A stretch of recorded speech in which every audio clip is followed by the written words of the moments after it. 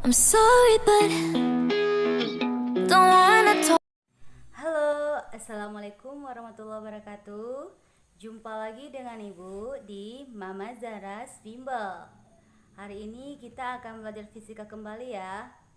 Dan materi kita kali ini tentang gerak melingkar.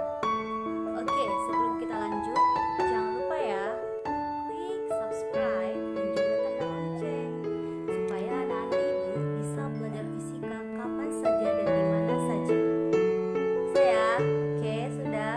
Oke deh, kita masuk ke materinya, yaitu tentang gerak melingkar. Oke, seperti namanya di materi ini, gerak melingkar berarti lintasannya melingkar kan? Jadi, gerak melingkar ini sama dengan gerak lurus, dia terdiri dari dua jenis, yaitu ada yang gerak melingkar beraturan dan juga gerak melingkar berubah beraturan. Kita pelajari yang pertama ya, tentang gerak melingkar beraturan. Jadi, gerak melingkar beraturan ini, perhatikan, adalah gerak benda pada lintasan yang berbentuk lingkaran dengan kelajuan atau pi tetap. Sama halnya dengan gerak lurus kan, kelajuannya tetap. Ternyata di gerak melingkar juga demikian. Oke, berikut. Besaran-besaran yang berlaku pada gerak melingkar ada disebut dengan periode dan frekuensi. Periode dilambangkan dengan T, yaitu selang waktu yang diperlukan untuk mengelilingi satu lingkaran penuh. Artinya T sama dengan T kecil per N. Banyaknya waktu yang dibutuhkan untuk melakukan satu kali lingkaran, ya. Dan frekuensi merupakan kebalikan dari periode. Makanya frekuensi atau F sama dengan N per T. Atau bisa juga nanti F sama dengan 1 per T atau T sama dengan 1 per F karena dia adalah kebalikannya. Paham ya Nanda? Oke, kita lanjut ke bagaimana panjang lintasan dan sudut tempuh. Panjang lintasan kita lambangkan dengan S. Ya, ternyata ada hubungannya dengan sudut tempuh. Seperti kita ketahui, panjang lintasan S sama dengan pi kali T, dan ternyata sudut tempuh atau theta kita lambangkan itu sama dengan omega dikali T.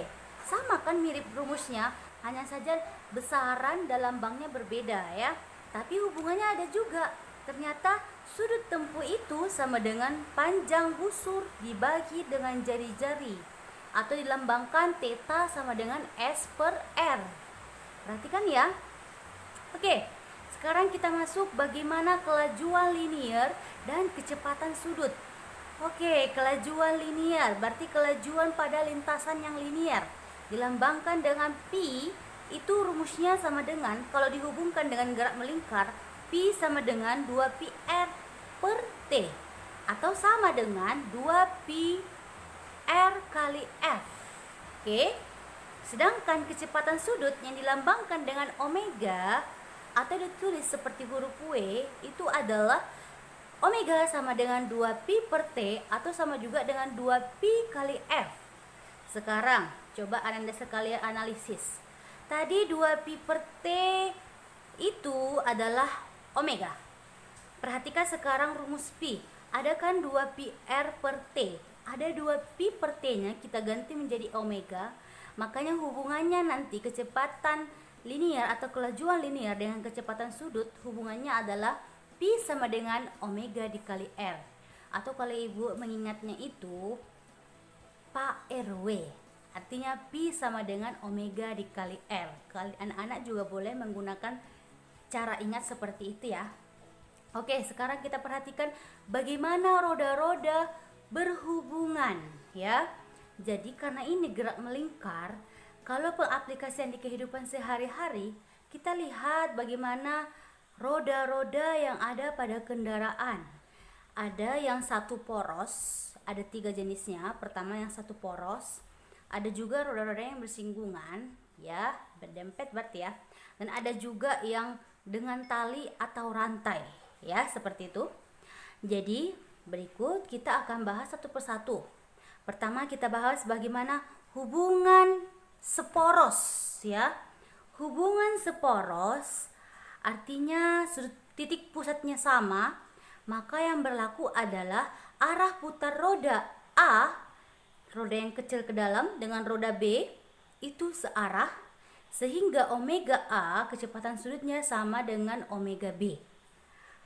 Tadi rumusnya Pak RW kan, makanya mencari omega sama dengan Pi per R. Artinya Pi A per RA sama dengan Pi B per RB. Paham Ananda? Mudah kan? Oke, sekarang kita perhatikan bagaimana hubungan roda yang bersinggungan. Jadi kalau bersinggungan, arah putar roda A berlawanan dengan arah putar roda B. Jadi roda A mengimbangi roda B, hanya saja besaran kecepatan mereka sama. Maka Pi A sama dengan Pi B, artinya omega A kali RA sama dengan omega B kali RB. Oke, bisa? Paham ya? Nanti buat contoh soal ya. Oke, sekarang kita masuk bagaimana hubungannya dihubungkan dengan tali rodanya ya.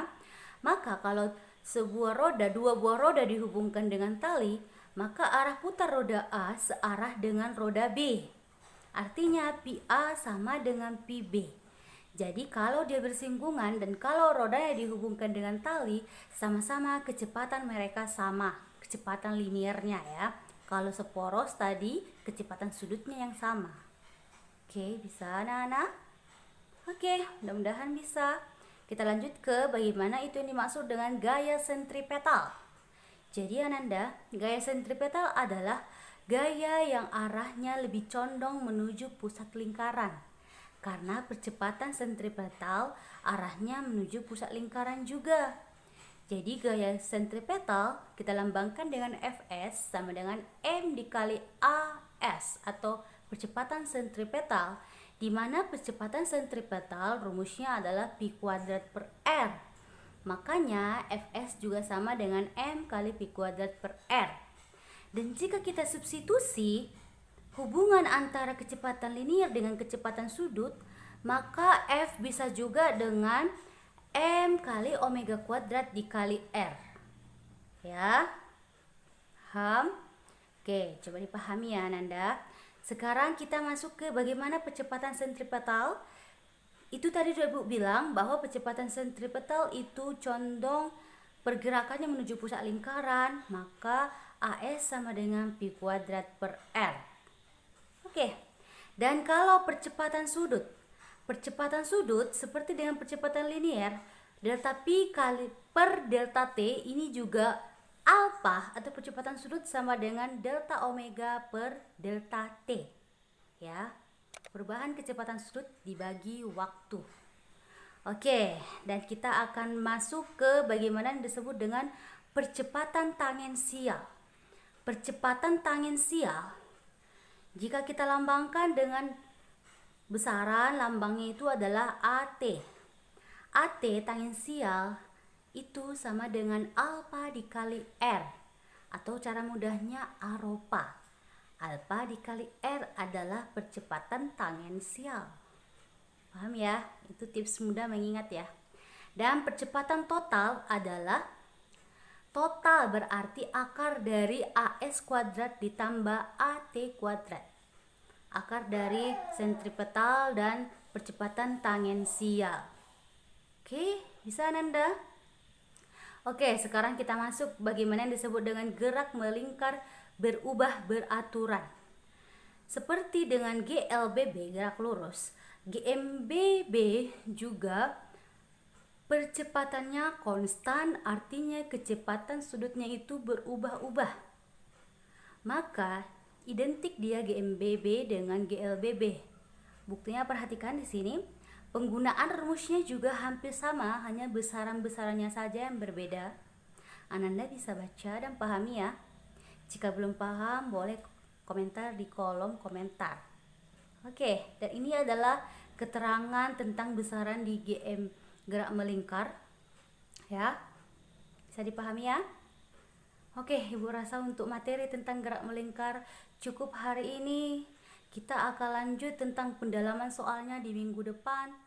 Dan jika ada yang belum paham tentang materi kita kali ini, boleh komentar di kolom komentar. Oke, sekian dari Ibu.